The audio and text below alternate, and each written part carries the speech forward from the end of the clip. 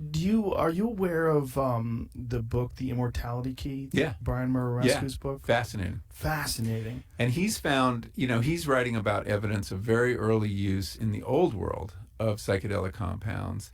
Ergot, which is the fungus from which LSD is derived, was found in some communion cups, right? In Spain. Yeah. That's kind of wild. And the idea that the Eucharist may have involved a psychedelic. There was also cannabis found in some Jewish sites from that period.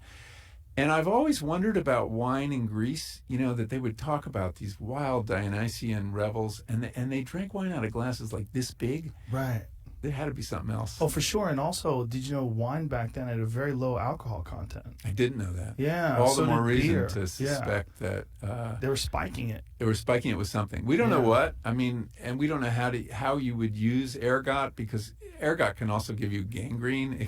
Really? Oh, yeah. Ergot... Or when you take it orally, it would give you gangrene? I don't know. I don't know how else you take it. But people... So ergotism was this disease people got when they ate, in a wet year. The rye crop would get all this ergot on it, but people were desperate. They would still make bread from it, and it would make people kind of crazy. Well, they think that is the Salem witch trials. Right, that's one theory, that you have these outbreaks of what was called witchcraft, which was just people having visions and tripping, basically. Yeah, and there are episodes all through European history of these outbreaks. Saint Vitus Dance was another term that was used for this. And those outbreaks coincide with core samples that show particularly and especially wet years when you've got lots of fungus, and but the other effect you can get from eating this stuff is gangrene. So if it was consumed as a drug, it was processed in some way to make it safe. And the Eleusinian mysteries that Brian talks about in that book too, which was this rite in Greece that went on for thousands of years, and every great Greek writer, politician participated in this. There was a potion that they would take called a kykeon. Everyone was sworn to secrecy, so no one talked about this, but they would take this potion and... Kykeon, right? Kykeon or kykeon, I don't know, my Greek is shitty. Kykeon. And they would go to the underworld and visit with their ancestors and have these visions. And it kind of makes sense when you think of Plato's idea that there's an unseen realm right next to this one, where the real table is, and this is just the secondary table. But how do we prove these things? The work, these archaeologists are doing interesting work. And there's going to be a new institute at Harvard working on some of these questions. Yeah, and it is all sparked by Brian's work. I know. And Brian's appearance on this podcast, in fact. Oh, really? Led to that? Initiated these discussions because they realized, when you hear him talk about it and you understand the amount of research this guy's done for over a decade pursuing this, and it was a big risk because until they found the samples that indicated there was ergot inside these vessels, they really didn't know if this was speculative. Is this all horseshit? They didn't know, and now they do know. It all makes sense, right? For anybody who's ever done a psychedelic drug, it makes sense. I think psychedelics have had a very profound effect on cultural evolution in many, many ways. The encounter of these molecules with a certain mind produces memes, new ideas, metaphors, theories, and visions that sometimes, not always, ends up changing everything. 99% of the things insights people have on psychedelics are probably not that valuable. They may be personally useful, love is everything, whatever it is.